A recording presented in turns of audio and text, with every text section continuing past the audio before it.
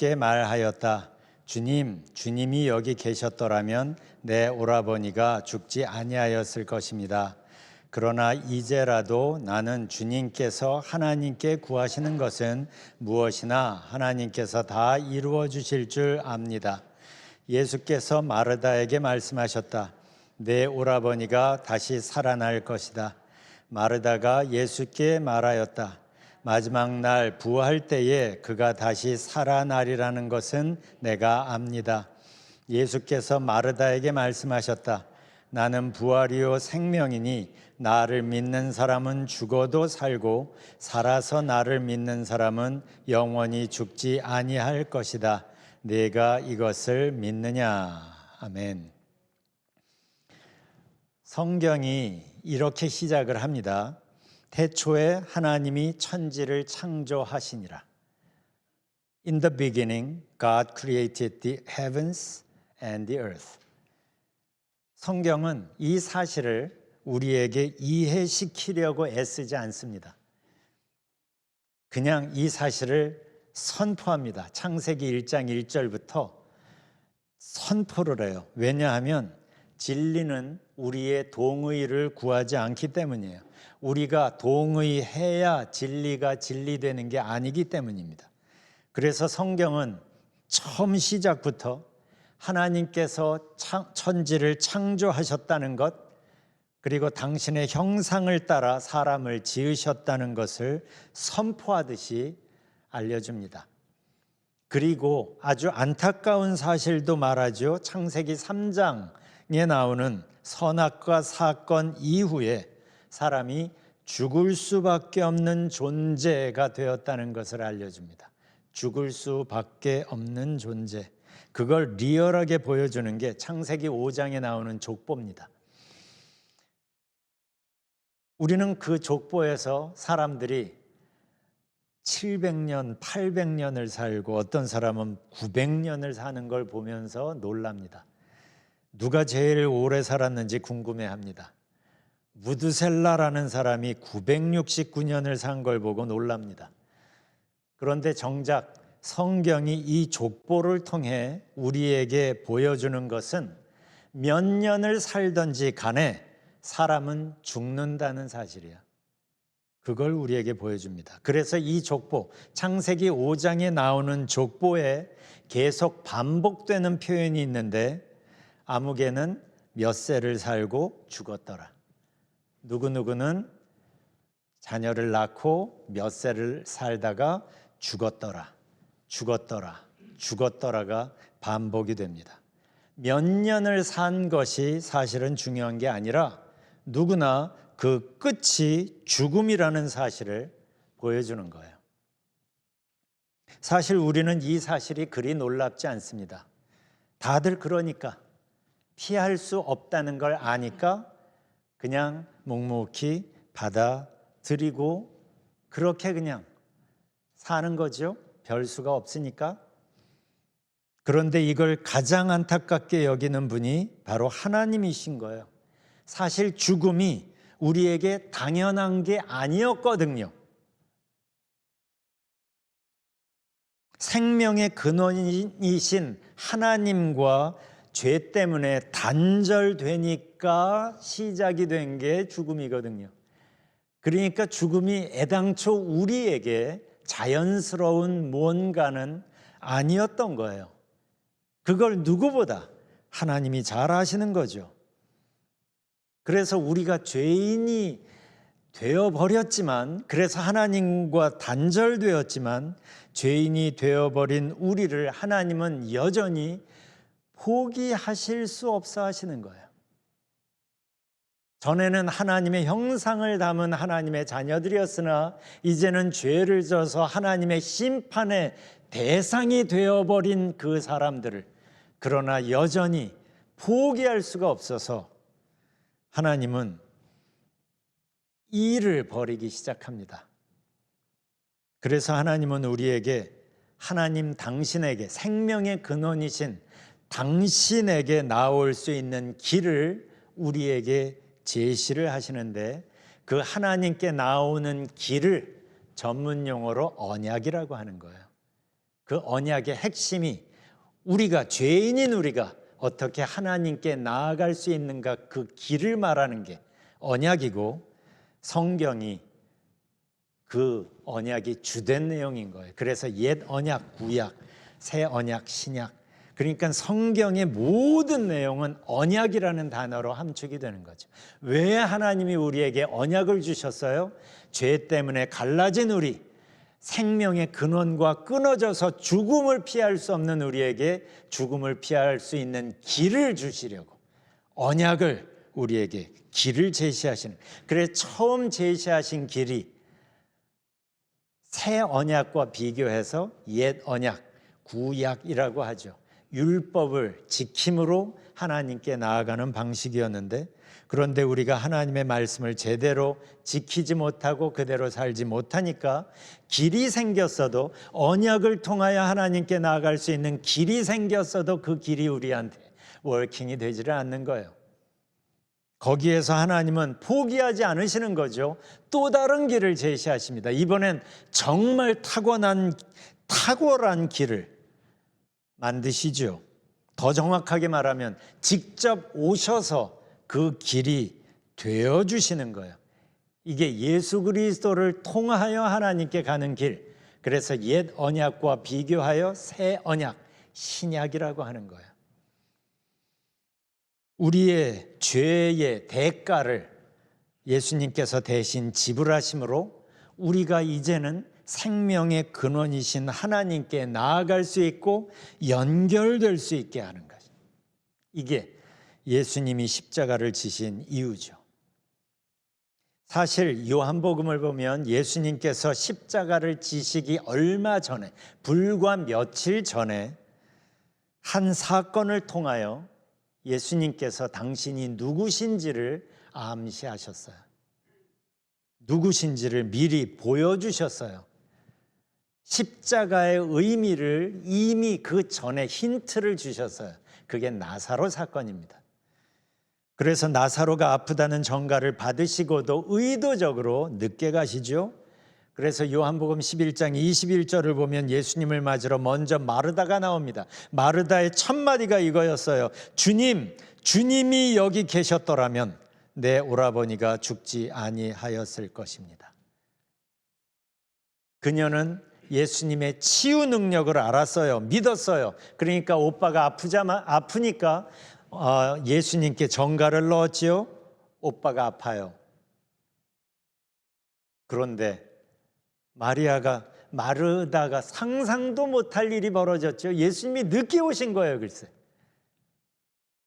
이제 다 끝났는데 너무 늦은 거예요. 이미 오빠는 죽었는데, 장사까지 다 지냈는데. 그래서 그녀의 말에는 미련과 원망이 느껴지죠. 주님이 여기 계셨더라면.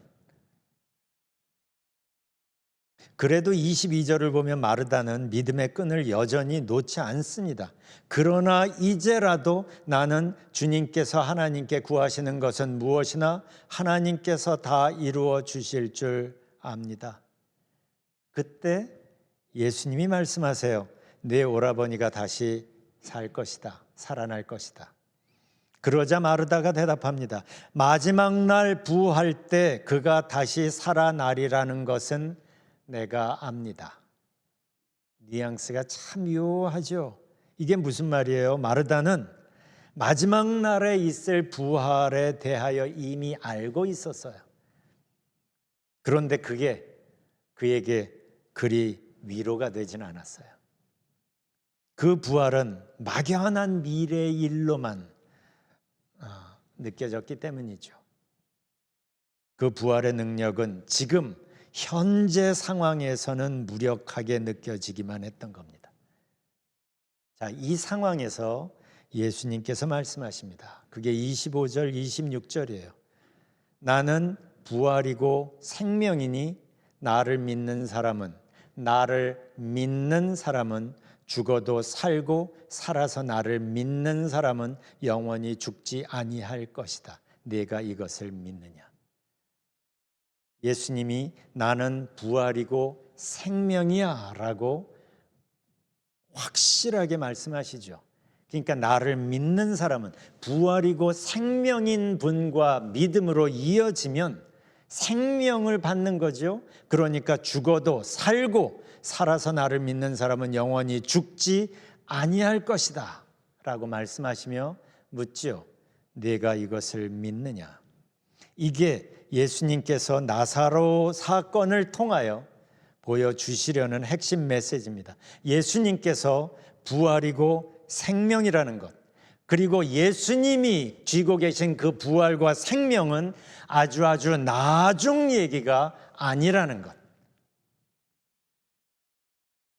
그래서 부활이요 생명이신 예수님을 믿는 사람은, 예수님을 믿음으로 연결이 된 사람은, 생명의 근원과 연결이 된 사람은 당연히 죽음의 영향력을 이길 수밖에 없게 되는 거죠. 그래서 말씀하시는 겁니다. 나는 부활이요 생명이니 나를 믿는 사람은 죽어도 살고 살아서 나를 믿는 사람은 영원히 죽지 아니할 것이다. 내가 이것을 믿느냐? 예수님께서 지금 우리에게도 선포하듯이 이 말씀을 하고 계십니다. 나는 부활이요 생명이니 I'm the resurrection and the life. 나는 부활이고 생명이야. 그리고 예수님이 부활이고 생명이라는 걸 보여주기 위하여 예수님은 나사로를 다시 살리십니다. 포인트가 어디에 있는지를 보십시오. 나사로가 살아난 사건이 지금 중요한 게 아니에요. 그것은 보조교제로 지금 사용이 되는 겁니다. 예수님의 메시지의 초점은 나사로의 부활이 아니라 그것으로 드러날 예수님의 존재에 있어요. 예수님은 여기에서 그래서 내가 이제 나사로를 살릴 거야 라고 말씀하시지 않고, 예수님이 이제 나사로를 살릴 것이지만 그렇게 말씀하시지 않고 그거보다 더 중요한 메시지를 지금 말씀하시는 거예요. 예수님이 부활이고 생명이라는 사실. 여기서 중요한 게 이거죠. 예수님이 하실 일이 아니라 예수님 그분이 누구신지를 아는 게 중요한 거예요. 그래서 말씀하시는 거예요. 나는 부활이요 생명이니. I'm the resurrection and the life. 이런 의미가 깔려 있는 거죠.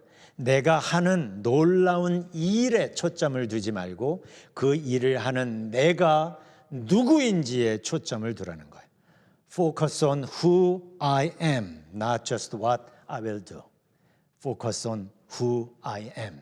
그러면서 말씀하시는 거예요. I'm the resurrection and the life. 나는 부활이고 생명이야. 그걸 너희가 알았으면 좋겠어.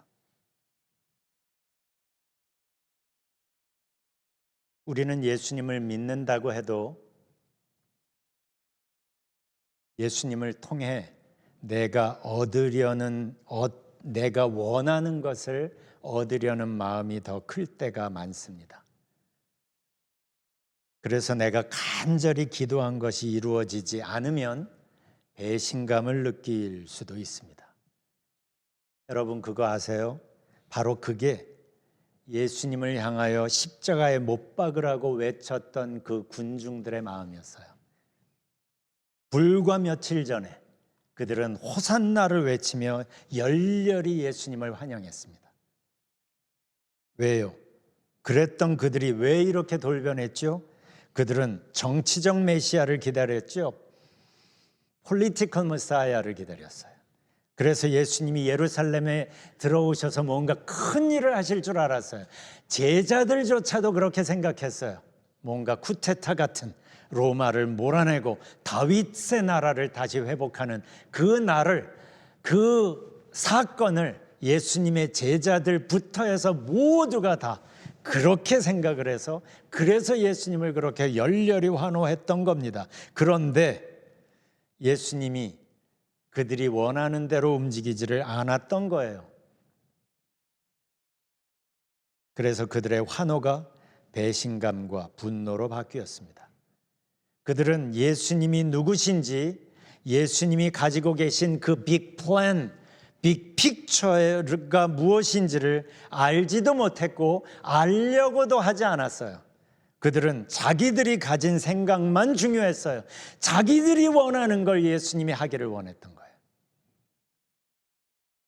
그런데 핀트가 달라지자 예수님이 그들이 원하는 방향으로 움직이지 않자 그들의 기대는, 환호는 증오로, 배신으로. 우리는 어떨까요? 예수님을 믿는다고 하고 기도한다고 하지만 만일 우리가 우리의 초점을 예수님 그분께 두지 않는다면, 내가 원하는 대로 그분이 해주기를 원하고 그것을 위하여 우리가 힘써서 기도한다면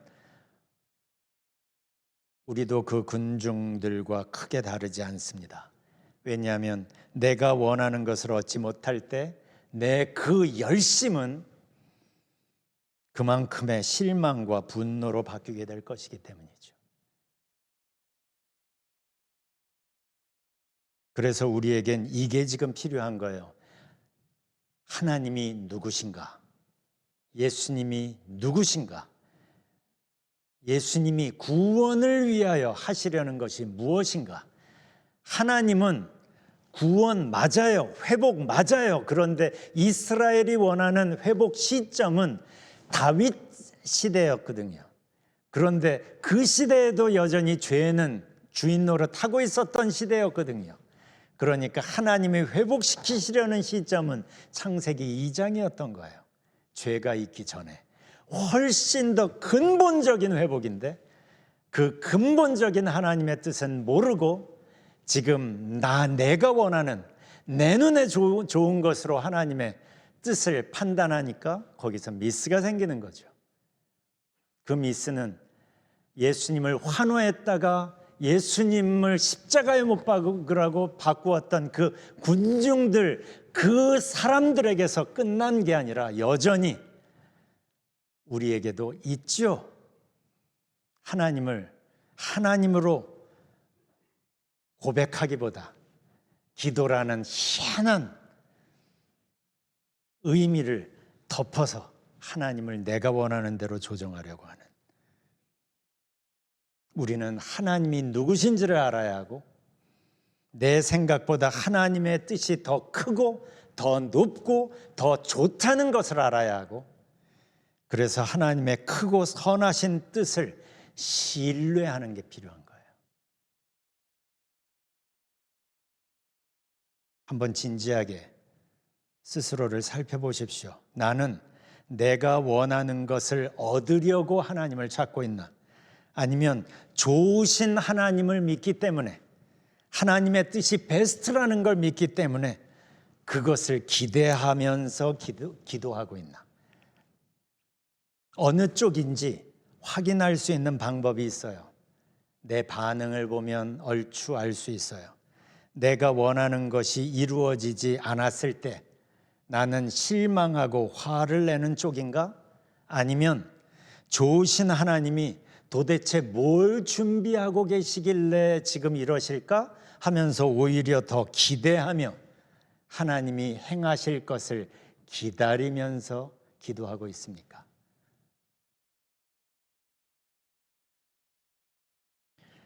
지금 사랑하는 오빠가 죽은 상황에서 예수님은 이제 나사로를 살리실 계획이지만 마르다에게 울지 마, 이제 내가 곧 나사로를 다시 살릴 거야 라고 하시지 않고 나는 부활이요 생명이다 라고 말씀하십니다. 온통 우리는 나사로가 살아나는 데만 관심이 있어요. 그런데 하나님은, 예수님은 그것을 통하여 당신이 누구신지를 드러내는데 초점이 있는 거예요. 예수님은 마르다의 초점이 나사로가 아니라 예수님께 있기를 원했던 거예요. 왜냐하면 나사로가 다시 살아나는 놀라운 사건보다, 그건 분명히 놀라운 사건인데, 그러나 그거보다 훨씬 더 놀랍고 그거보다 훨씬 더 큰 축복은 나사로를 살아나게 하신 부활과 생명이신 예수님이 지금 나와 함께 하신다는 사실에 눈을 뜨는 것이기 때문입니다. 이건 중요하니까 다시 얘기해 볼게요. 나사로가 다시 살아나는 건 분명히 놀라운 사건입니다. 그러나 그 사건보다 더 중요하고 더 놀랍고 더 큰 축복이 있어요. 그것은 나사로를 살아나게 하신 부활과 생명이신 예수님이 지금 나와 함께 하신다는 사실에 눈을 뜨는 거예요. 내가 지금 그 예수님 앞에 있다는 사실에 눈을 뜨는 거예요. 생각해 보세요. 내 초점은 보통 어디에 주로 맞춰져 있나? 예수님이 하실 수 있는 그 무엇, 그것보다 더 중요한 것은 예수님 그분은 누구신가입니다. 이걸 보통 이렇게도 표현하죠. 하나님의 손에 초점을 두지 말고 하나님의 얼굴에 초점을 두십시오. 하나님이 나를 위하여 무엇을 하실까에 초점을 두지 말고 하나님 그분이 누구신가에 초점을 두십시오. 그래서 예수님이 말씀하시는 거예요. 내가 나사로를 살릴 거야 라고 말씀하시지 않고 나는 부활이요 생명이야. I'm the resurrection and the life. 그게 바로 우리 이 부활절 아침에 우리가 놓치지 말아야 할 메시지입니다. 예수님께서 부활이시고 생명이시라는 사실과 바로 그분이 지금 나와 함께 하신다는 사실이에요. 그것이 정말 사실이라면 부활과 생명이신 그분이 진짜 나와 함께 하신다는 것이 예스가 되면 이제는 그 부활이고 생명이신 예수님과 함께 나의 일상을, 나의 매일매일을 사는 것, 그게 신앙생활의 핵심입니다. 살면서 만나는 크고 작은 문제들이 있죠. 크고 작은 자극들이 있어요. 그 자극에, 그 문제에 내가 반응할 때 부활이요 생명이신 예수님과 함께 의논하고 함께 결정하고 예수님과 함께 그 자극에, 그 문제에 내가 반응한다면, 그렇게 반응하는 것이 나의 삶 속에서 어느 정도 익숙해진다면 우리의 삶이 얼마나 달라질까요?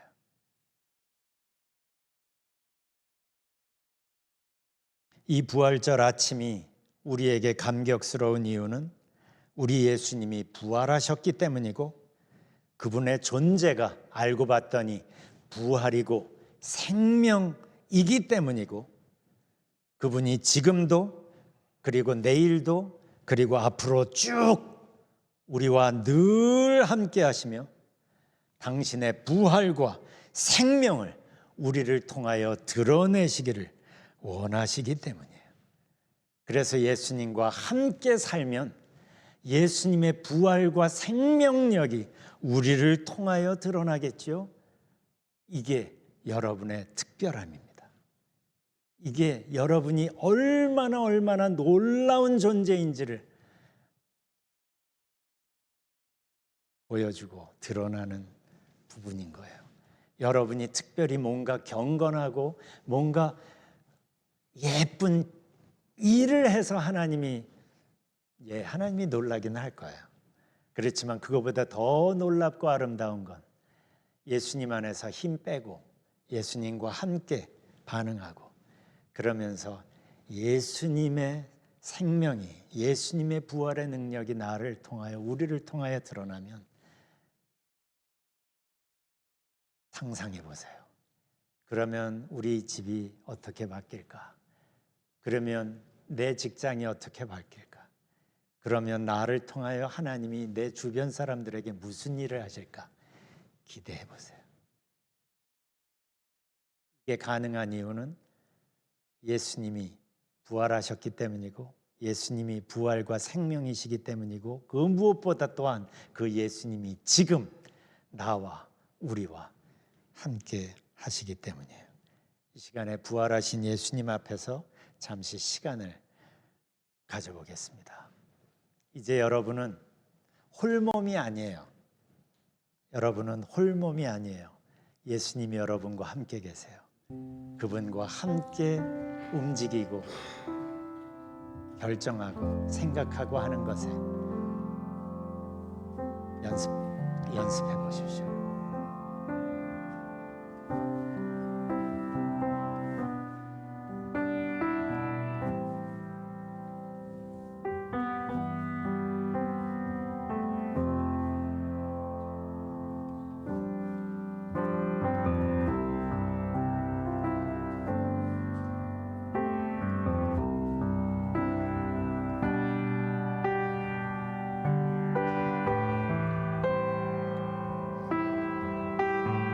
죽음에서 부활하신 예수님, 죽은 나사로를 다시 일으키신 예수님, 주님께서 우리와 늘 함께 하신다는 것이 우리를 얼마나 설레게 하는지요. 주님이 어떠한 분이신지 더 많이 알기를 원합니다.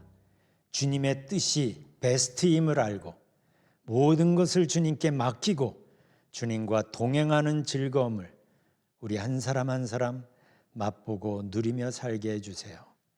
예수님 이름으로 기도합니다. 아멘.